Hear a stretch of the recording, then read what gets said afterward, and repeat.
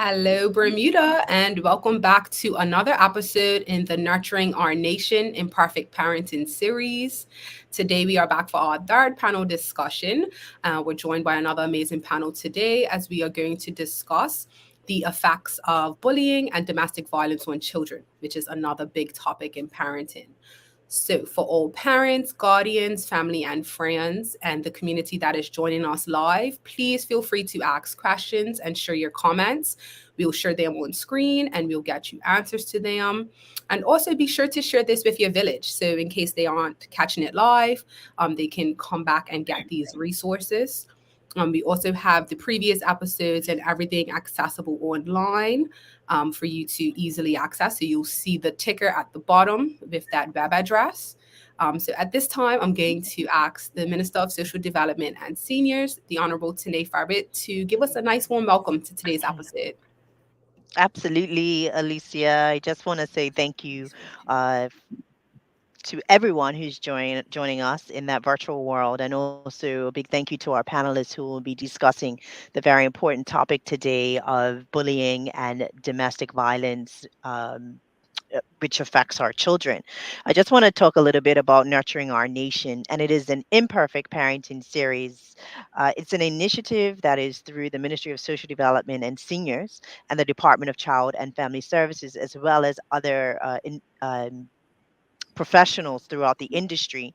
And we have sent over about 30,000 mailers to many households in Bermuda discussing parenting tips and things that you can actually act within your homes and with your children. Uh, in September, we had two parenting series already, imperfect parenting series, and those were on the topic of boundaries and routine. So we encourage you, if you did not have the opportunity to join us live, that you can go back and view those very important topics. There's a wealth of information that was shared that was very helpful. And so we will be continuing with our panel discussions this month, October, as well as into November. And in November, we will be also having a parenting expo. So look out in regard to the details for the parenting expo.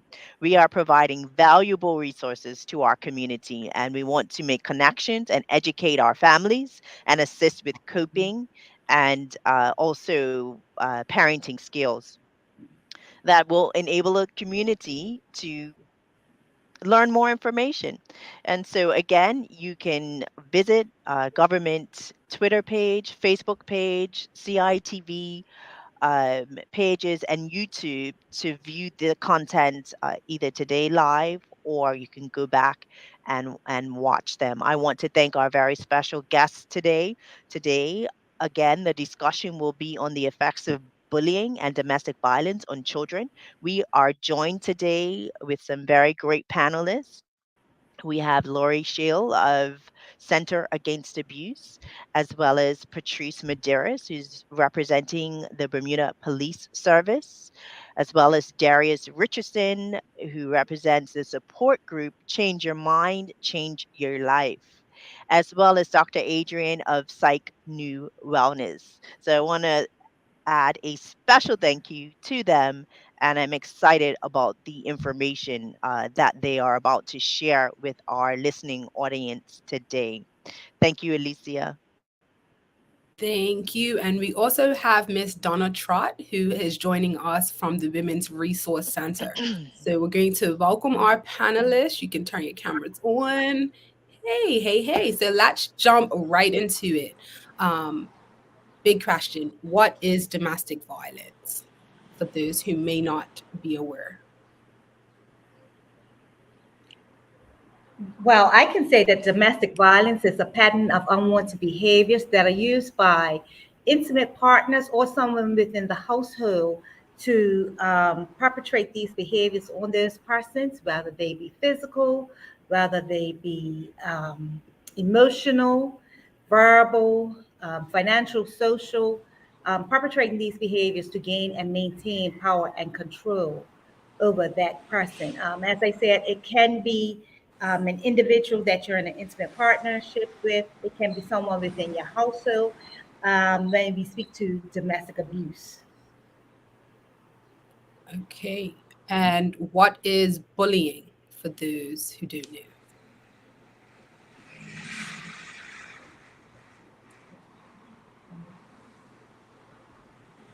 Bullying can be the same thing, but it's for someone that's not within your household.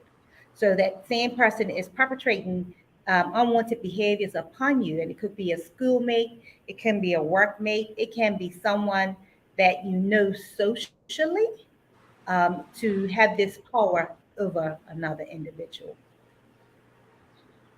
Okay, so would you say that they are correlated, those two, domestic violence and bullying? They Yes, can be. definitely. Okay, so in Yes. Bermuda, do you feel that these are or have these presented as major issues, especially within our children and family? Yeah, definitely I it would say is yes. issue. Yeah, I would say yeah. yes. And I guess from my scope in looking at from policing, you can see I sometimes find that the history, you find that the bullying started out in school and now has gradually matured into their adult life that's now forms of abuse. Okay, Mr. Richardson, did you have anything to add? No, that's pretty it. Most That's it. a lot of times you find that children who are bullies are being are witnessing domestic violence in the home, and they'll repeat their same behaviors at school or football team and the stuff like that. Okay, so perhaps this could be a question for Dr. Adrienne, but everybody can jump on where they have value to add. But what are some of the psychological, physical, and emotional impacts of domestic violence and bullying on victims? I think most commonly we think of are the emotional toll, so mood disorders, anxiety disorders, trauma-related disorders like PTSD, eating disorders, and substance use disorders. And we see that the most. I think there's also an element that we typically tend not to think about a lot, which is our cognitive impact. So we do find that people who are either victims or impacted by domestic violence have cognitive dysfunction. And we can even see that in infants, young infants, because they rely so heavily on their environment, that there are some neurological impacts. In terms of physical health, this is another area that kind of tends to be overlooked. You see a lot of digestive issues like stomach ulcers, heart health, um, even things like worsening of menopause symptoms for older women. You see that quite a lot, but a lot of the times it's not correlated with some of the other things that we experience. And in terms of behavior, there's a lot of withdrawal. There's self-harming behaviors as well. Um, in children, you tend to see a lot of academic struggles there, um, in addition to what I've mentioned before. Okay, did anyone else have anything to add to that? No. So for children in families, how would you say that domestic violence impacts their parenting styles? And they repeat the same behaviors. Some repeat the same behaviors, and others end up being victims. And so it go either way, or some just refuse to even allow that in their life. You know what I mean? Okay, so I see that we have a question that's coming in from Facebook, so I'm just going to share it. So Avery Emery is asking what outside services are provided for the schools to help them address the internal issues, and do they use those resources? So I don't feel like anyone from education is specifically here to speak directly on what's in the schools, but perhaps we can answer about resources for this. Each school should have or have a counselor that can be there to assist the students. Department of Child and Family Services are also integral with schools. Teachers can make referrals. Parents can even obtain the assistance of DCFS or the counselor. There's also private practice counselors out there that can also assist with these matters as well. The Family Center. So there are a number of organizations that can assist when it comes with children who are in these situations. Okay, and the Parenting Expo is also going to be a great opportunity to have some of these resources in person. So I know each vendor that's going to be there will, speak on behalf of their organization, letting the public know, hey, this is who we are, this is what we offer. So be sure to stay tuned for that. Avery Amory, it's going to be on November the 10th. So that will come soon, but I'll jump back into questions. Um, would you say that there's an impact of domestic discord on children, especially related to like custody disputes? I would say definitely. Sometimes many people who harm will utilize the courts and utilize the children in order to maintain that power and control over the victim. So many people definitely utilize the court system in order to continue to either harm the person emotionally, maybe not physically, but maintain that power over them. And I would like to just interject by saying I think sometimes we need to educate on what that looks like, because sometimes children are innocently used through just general questions and stuff. And that's the way that subjects can then target their victims. Children, being shared or in joint custody with parents, through simple questioning like, oh, what did you do? Where have you been? That's always almost a method of manipulating information to still target and I guess stalk a victim. All right. Okay. So perhaps from the policing aspect, and I'm sure everyone else would have things to add as well, but what is, the legal mandate and response for dealing with domestic violence and bullying? Well, the mandate is, of course, the first responders go, and they're to go to put certain protocols in place, whether it means, of course, preservation of life is first and foremost, and protecting the victim. So, ideal setting would be to separate both parties, and meaning not separate them in the same room, if possible, taking them with outside hearing and vision, finding out and listening to the victim, not just visually or verbally what they're saying, but assessment of what's taking place in that environment, not just with the victim, but what the environment looks like. And then doing a risk assessment as what takes place next.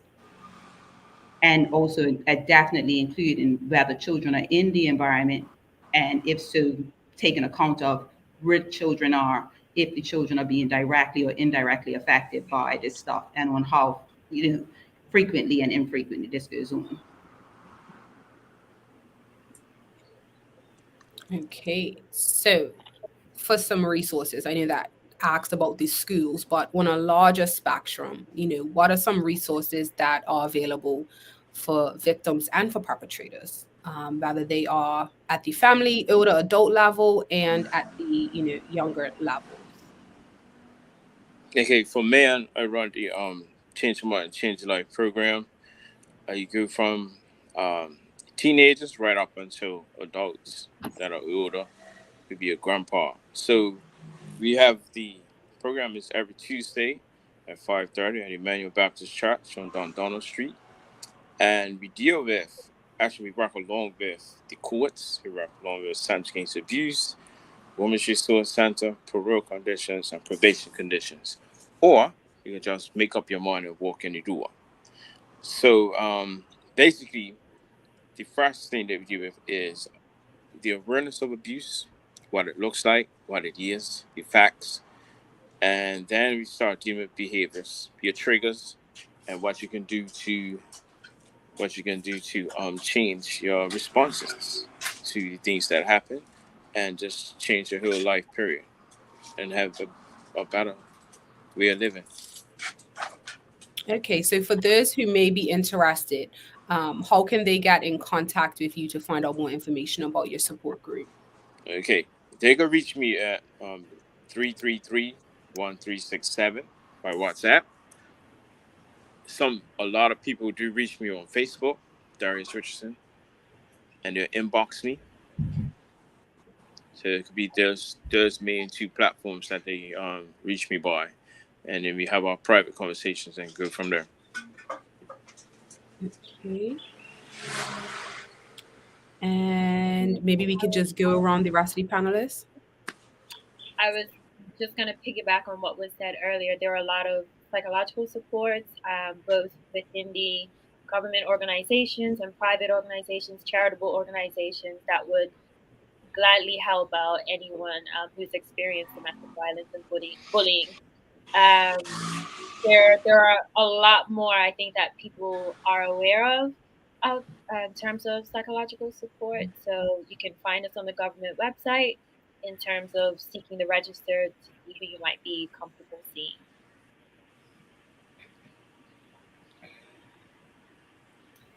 For Center Against Abuse, we provide services to adults who are victims of domestic abuse, anyone over the age of 18, whether you be a male or a female. And our services include 24-hour hotline that we have. Our number is 297-8278. We also provide counseling services, legal advocacy, along with liaisoning with other agencies that you may be in need of assistance. And we try to work with the client to best meet their immediate needs. Um, as stated before, there are other organizations such as EAP. You may not be sure about, I'm not sure where I want to go, what's happening, because you may not be sure what's happening to you. And if your job is hooked up with an EAP service of Bermuda, you can start there and they can certainly refer you to the correct area as well. And the Bermuda Police Service has me in place as a domestic violence liaison officer. So for those victims or persons unsure about their circumstances through domestic abuse, they can contact me directly to get assistance with whether they need further insight because they're unsure with prosecution, or maybe they're going through some matter of dealing with police and they're still unsure. So I work closely with the other agencies so that I'm like that handshake between two to help them navigate and find other resources and support within the service and the other agencies. So my direct number would be 717-0883 or 247-1298. Sorry, and you can find us on the Facebook as well as Instagram, and our office number is 292-4366. We also have a website, centeragainst.abuse.bn.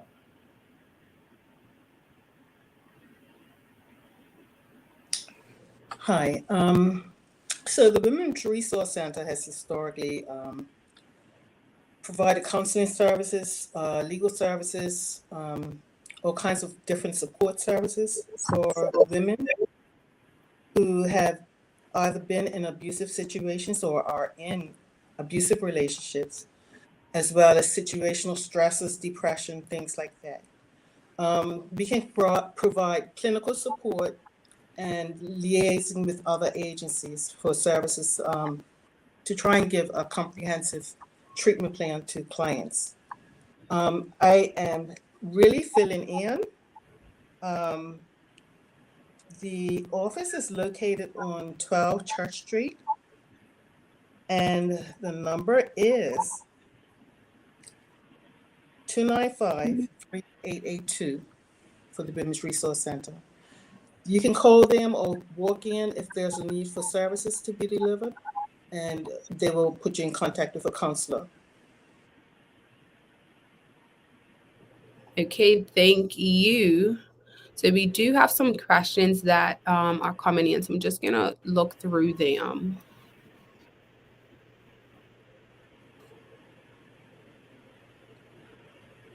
I'm just gonna address them in a minute because they appear to be for the Department of Child and Family Services, but we don't have anyone on the panel right now, so I'm just gonna wait until we have a response for that. But in the meantime, we have, we discussed the legal mandate and the response for domestic violence and bullying. So could we go into I guess for those who may be unaware, what are some of the characteristics of an abuser? Like, what are some things to look out for in your children, maybe your children's friends, maybe in your family circles? How does that look? I know, we have so much like social media, so sometimes children can be getting bullied and we have no idea about it. But yeah, so if we can just discuss that a bit.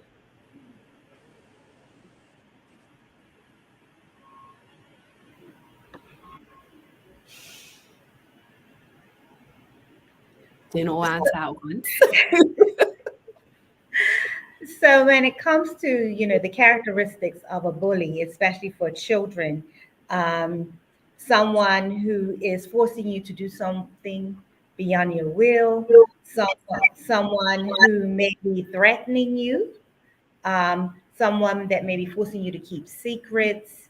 The individual may be including others to bully you, including others in that program to say, don't speak with so and so, don't talk, don't play.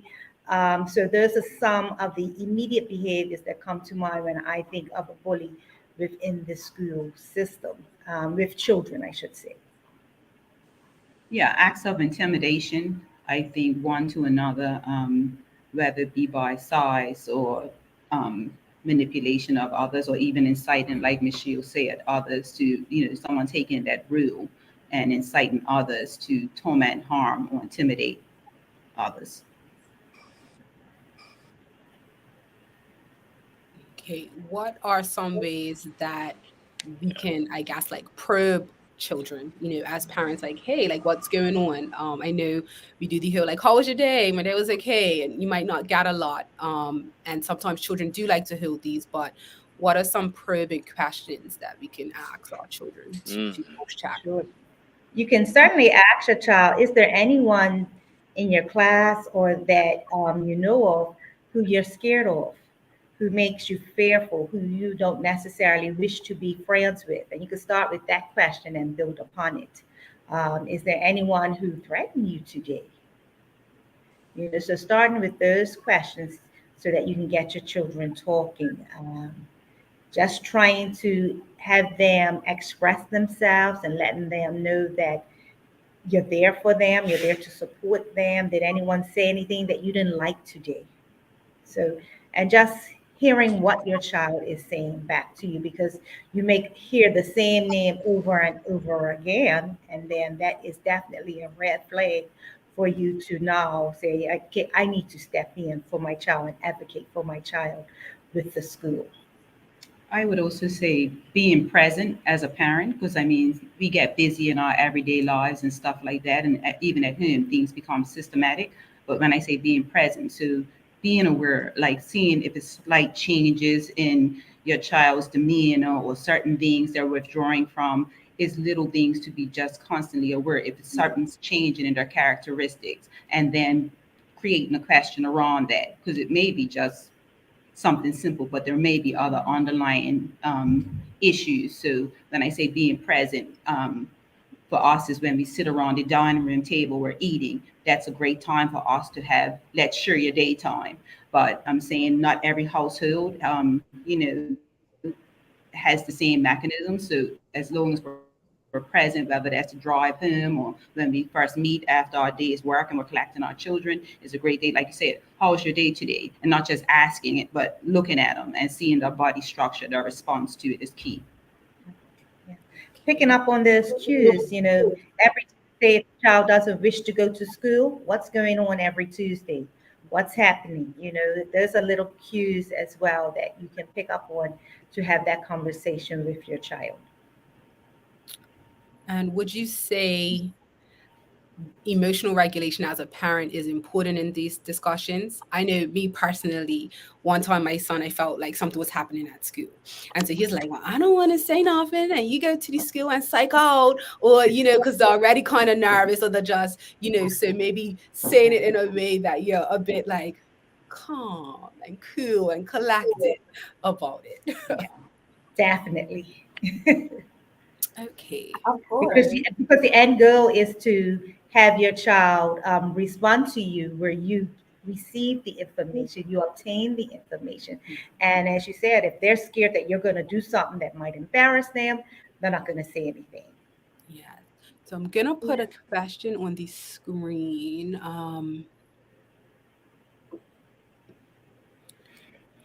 So we have Rise Tribe Bermuda. Is mental and emotional abuse domestic violence? And is there any specific area in the law that protects children specifically from this? So mental and emotional abuse is considered domestic violence. I don't know if it's specific under the law though. I'm not sure if anyone can fill in. Sure. So I'm not an expert on the Children's Act, and we definitely should have had someone from DCFS here on board who can bring that forward. But I'm sure when they conduct their screenings for this, that this is a part of what they take into consideration, that the emotional and mental abuse that may be perpetrated upon the child and how that's affecting the child, because that can show up as bedwetting, that can show up as not eating or bringing up headaches, stomach aches, that can manifest in a number of ways as well.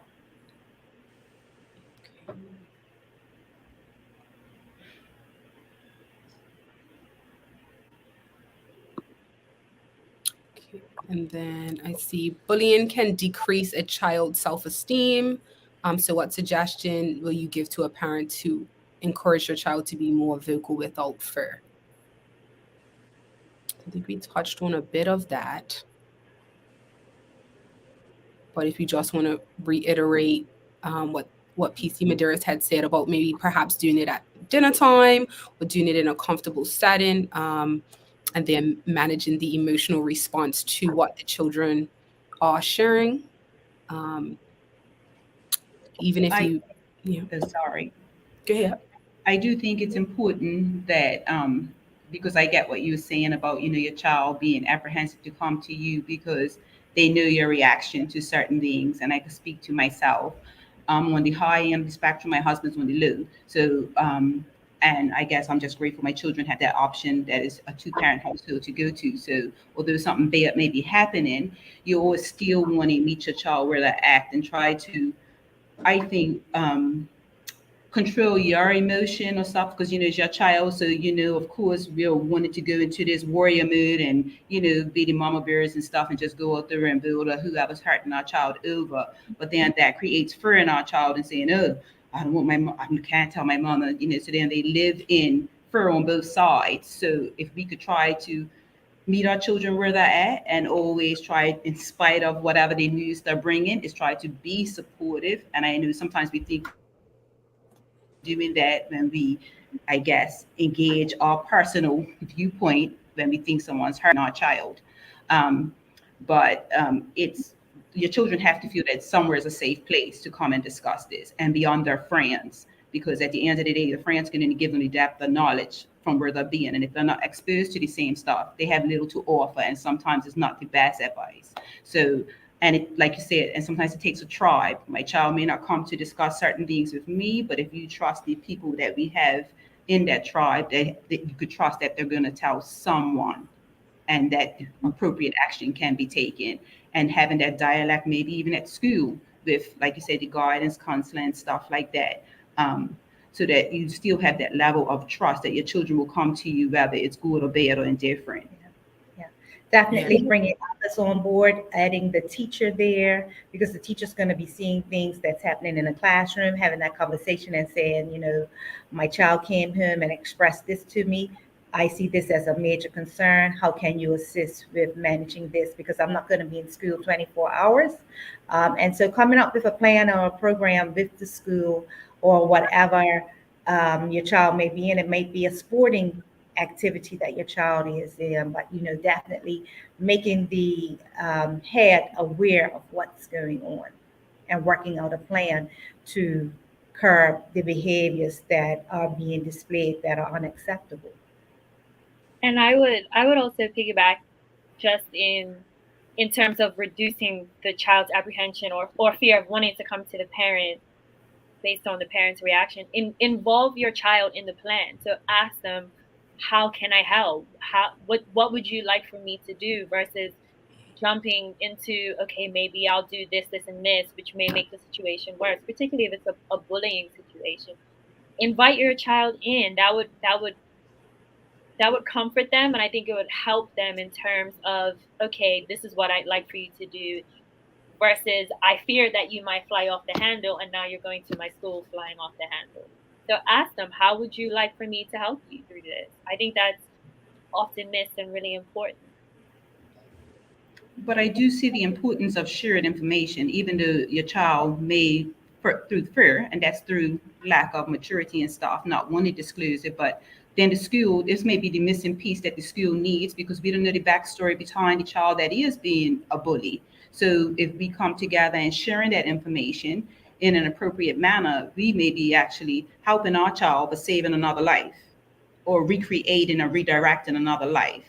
So I do believe that, the information needs to be shared, but appropriately, of course, not, being that parent that wants to just go to the school and take matters in their own hand as such. Yeah, I find also writing has helped. So if it's something that maybe your children don't want to discuss, like let them know they can write to you at any time. So it also gives, them time to get their thoughts out, and then you as a parent, you can digest it, maybe have your little meltdown if you need to, and then come back in a level-headed space. So thank you. Those were excellent answers. And I just want to circle back to the question that asked about the law. So exposure to domestic violence is covered under the Children Act of 1998, and all of our laws can be found on bermudalaws.bm. And If you do, actually, Alicia, I just want to read what it says as well, because it is under the Children's Act of 1998, and it specifically speaks to a child who has suffered emotional harm, demonstrated severe anxiety, depression, withdrawal, or self-destructive or aggressive behavior, and the child's parent does not provide or refuses or is unable to unavailable or unable to consent to services or treatment to remedy or alleviate the harm. So and then it's a whole bunch of areas in the act that speaks to the child suffering from mental, emotional, or developmental conditions that's not remedied. So there are protections around emotional and behavioral health as well. someone is asking what part of the 1998 Children's Act is this information, please? Sure. So they can actually find the interpretations, particularly in the meaning, the first part of the act, which is three, and then there are subsections which start from A all the way to. It's a lot. Yeah. So we do So have some Q. questions that seem very I can specific. also answer the questions in regards Yeah. to DCFS. And someone had asked a question. I'm sorry, I can't see the questions, but I'm just trying to remember what I heard. I'm And gonna that, okay. I believe there was a question around tools that are used to look at emotional abuse, I believe. So the department has a structured screening tool that they use based on the details of the referral, and that determines if it should meet the threshold to be screened for an investigation. So it's not just an assumption made. There are details that have to be collected to find out whether or not there is threshold for investigation. Also, emotional abuse is often difficult to prove, but it presents with other social issues. So, for an example, a child can come in for a referral on based on self harm, so they're self harming themselves. But when it's investigated and there are more details that are shared, it can show up as exposure to domestic violence. There was also a question in regards to placement, or I believe there was a question about removing children from the home, yes. and they wanted to know whether or not family members are Right. considered first, and that is definitely the case. Before any child is removed from the home, that has to be court ordered, and they do seek out of course, children need to be around people who they feel most comfortable around, and they will thrive much better around.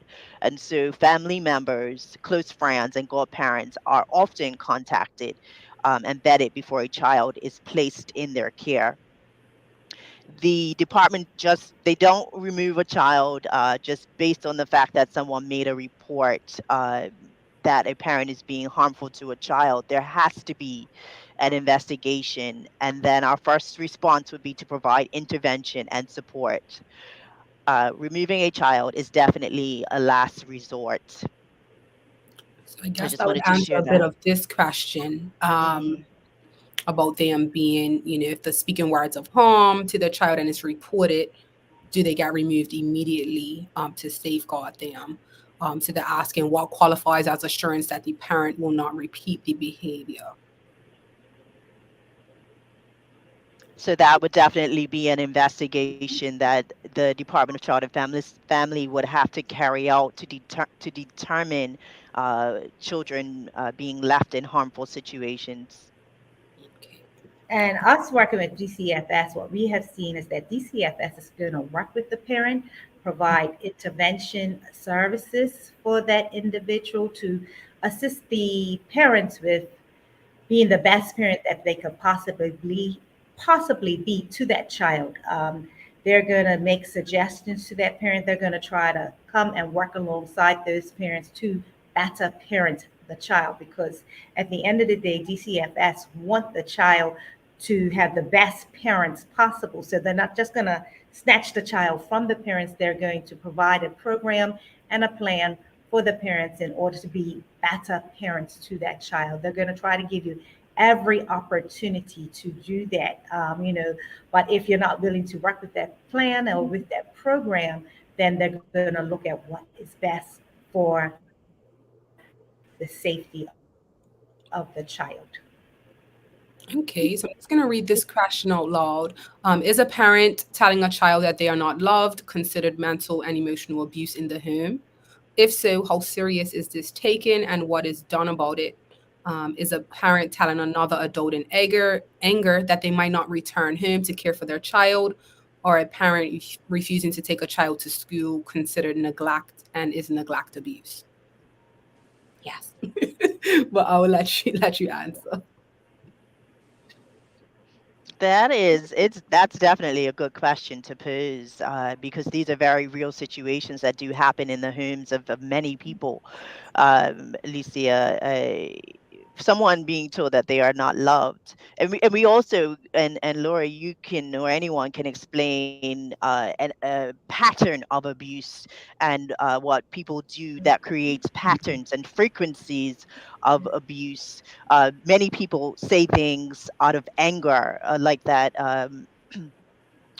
The person who put the comment up or the question up, people do say things out of anger, and it can scar children, right, and scar people. Um, so, if Laura, if you want to speak to the frequency as well, which also constitutes um, abuse over time, that would be helpful, I believe. Yeah, sure. Yeah, it definitely can be a one-time thing. Words are hurtful once and can scar you, as the minister mentioned. And then there's a pattern of behavior that can be seen over a period of time where it may not be initially seen as that wasn't something bad, but over a period of time, it can be determined that, okay, this person is using behaviors that are not in the best interest of the child. Um, for example, I know Patrice used a number of examples earlier talking about, well, where was your parent, and interrogating the child, using the child to get in the middle of adult conversations or adult behaviors is another example. And that is something that DCFS would definitely look into.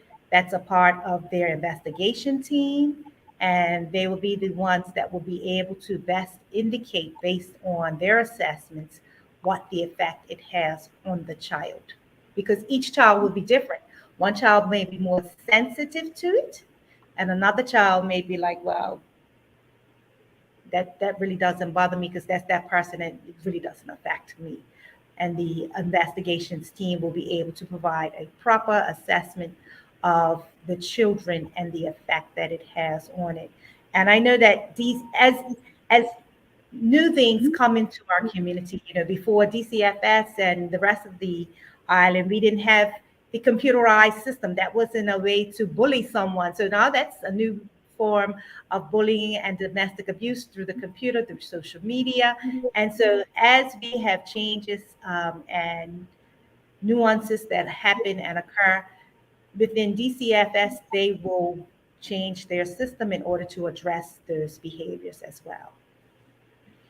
I also just wanted to add as well that it is important that if anyone in a household, any relative, friend, family member is witnessing that sort of discussion and comments to children, that they can seek out help. I think that that is an area where we can point those sorts of behaviors out to people if you feel comfortable doing that, but also providing there are resources as far as counseling services and support for parents and children in identifying that those sorts of things are not helpful in the emotional growth and protection for children.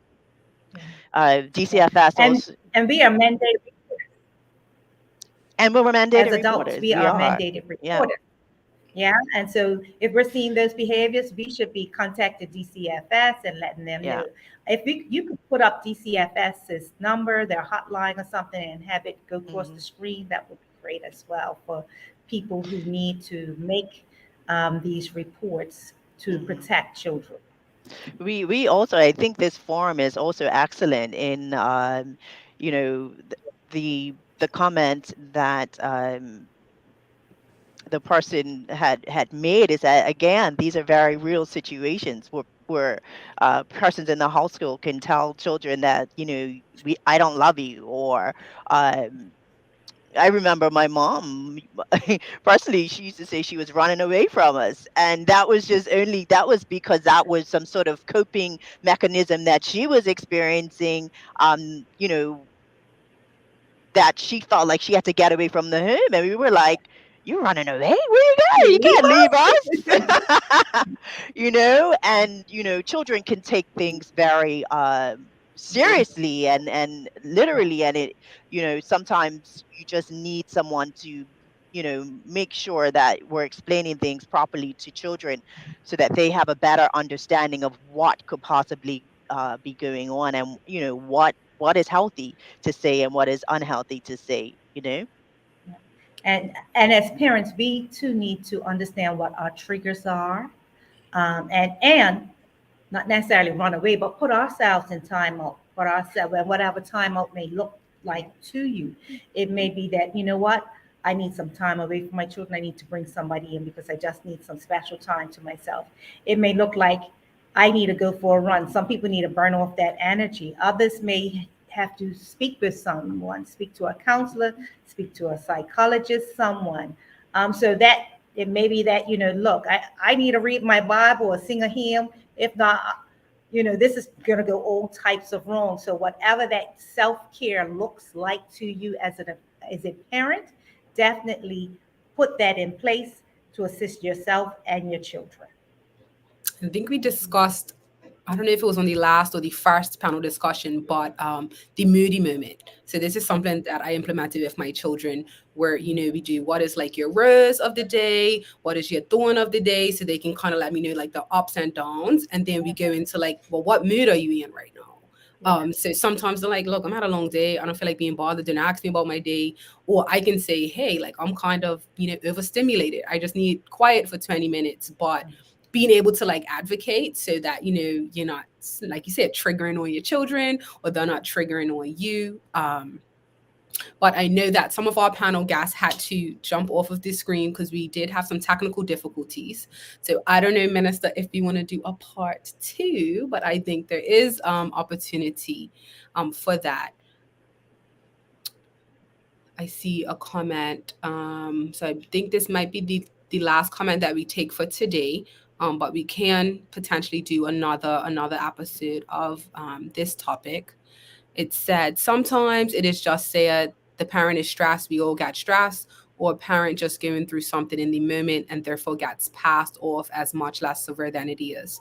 When the helping agencies do this, where else does a concerned adult go for help for a child who otherwise does not have much of a voice or the words of their own to ask for help? Well, I stated earlier, you can definitely look at EAP, some services like that. There is private practice. Um,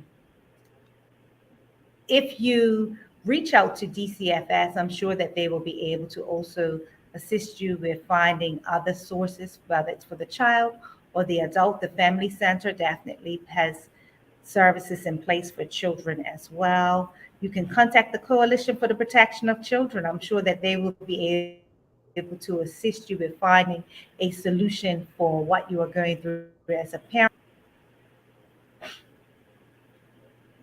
Okay, so before we wrap up, from a women's resource perspective, women's resource center perspective, did you have anything that you wanted to share, maybe for our families who might be dealing with domestic violence or bullying?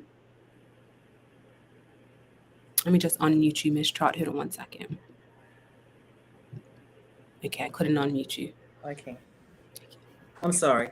I would just invite anyone that's experiencing significant levels of stress or stresses. I mean, in the community period right now, everyone's, you can literally feel it in the air. But if people reach out, I'm not speaking to anything specific because a lot of times people don't know. All the diagnosing and assessments and those sorts of things happen once a person comes in for help. They may know that something's wrong. They may know that something's wrong with their child. I would always invite people to please reach out because there is help out in the community for them. The Women's Resource is pretty responsive in terms of getting services in place right away. If someone calls today, they can be seen today, if that's the case. So I invite women and males that are experiencing significant stresses in the community, or if it's with their children, family members, they're not feeling comfortable in certain relationships and situations. Abuse can come across in all kinds of ways. It could be just as simple as, I feel really uncomfortable with this person. It doesn't feel good. Well, maybe that's your intuition telling you something, that something's up, and it's okay to go and check that out. Nobody's alone. We don't have to be. So yeah, I would always encourage people to reach out. Thank you. PT Medeiros and Miss Shield, did you have anything that you wanted to wrap up with? Thank you for this opportunity. And as I say to people when they call, no question's a stupid question. And I just think knowledge gives power, and which then creates freedom. So, make a phone call if that's where you feel more secure. At least you're gaining knowledge. And for myself, I will say if I don't have the answer, I will seek it out for you to try to do my best to guide you, because we all deserve to have a healthy or a level of peace of mind. So as a collective unit, I think we can bring that to individuals. Yes, and definitely, if you're in a situation, whether you're Bermudian or not, you can be here visiting the island. Center Against Abuse is here to assist you. If you're not sure if you're in an abusive situation because that person hasn't hit you, but something doesn't feel right, definitely give us a call. We're here to assist you. We're here to work alongside of you. We're here to even introduce you to other agencies that may be able to assist you in another form or fashion. But give us a call to 924366. Thank you. And I know Darius from the Change Your Mind, Change Your Life had to log off, but just to reiterate, his program that happens every Tuesday at the Emmanuel Baptist Church at 5:30. His contact number is 333-1367. So yeah, if you want to go ahead to his program, he also left a message stating that perpetrators can change, if they really want to, with the information and support. And if we want him to speak to any issues of domestic violence and bullying, he will make himself available. At the bottom of the screen, you'll see the 24/7 kids line, 2789111 for Department of Child and Family Services. So if there are things that you are witnessing, or that you know of, be sure to give them a call so that they can get involved. The minister did share that first it has to be an investigation, and I think that's really paramount because you can't just go snatching people's child, without any real backup, right? Minister, did you want to give us any closing remarks? Yes, thank you, Alicia. I want to thank the panelists today for the information that they have shared, but also the persons in our community who are listening today, who were giving some very, very real examples of what could be happening in persons' homes. I also want to just really draw reference and the importance of the resources in your children's school.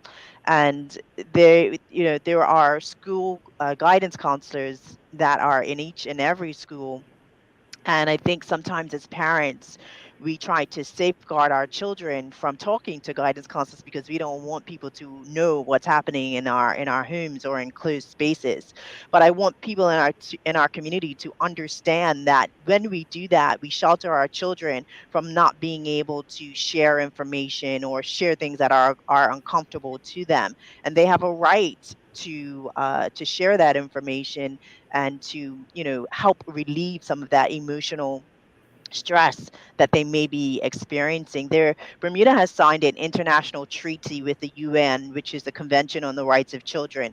And in actually one of those conventions, it speaks to the protection rights to ensure that children are safeguarded against all forms of abuse, neglect, and exploitation. And so, Bermuda has signed that treaty. It is important that children understand that.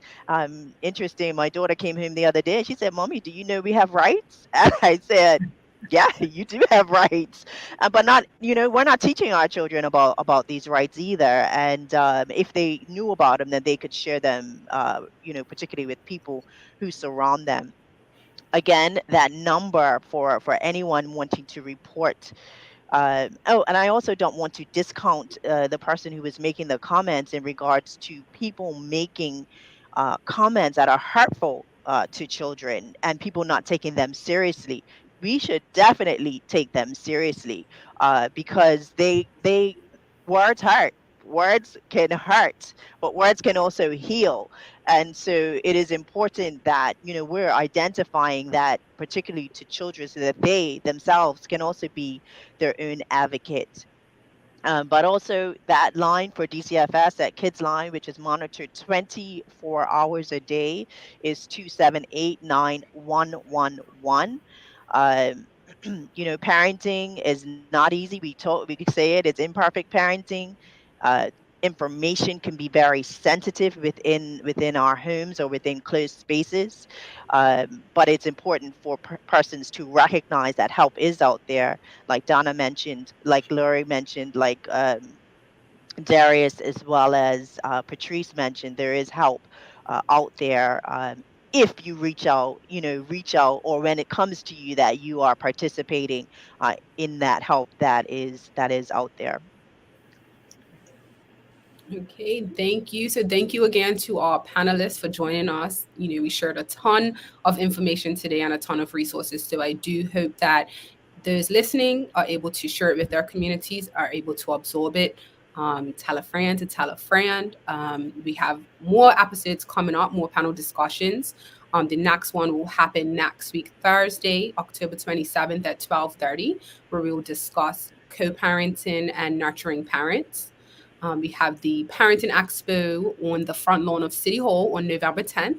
School is going to be out, so you can bring your children with you. We will have different agencies set up and different vendors so that you can connect in person. So if there are specific questions that you have, like those that came in because they were really good, you can go directly to your Women's Resource Center, the Center Against Abuse Family Center, and all other vendors and agencies that will be there. So stay tuned. More information will be coming soon. And then, yeah, we have November coming up, two more panel discussions on the 17th and 24th, where we will discuss personal care and wellness and some nutrition and meal planning. But I hope that everyone got great value from today, and you can watch the replay, pause it, take notes if you need to. These agencies are here to assist. But until next time, Bermuda, we're going to end today. Have a beautiful day, and we will see you next month. Thank you. Thank you.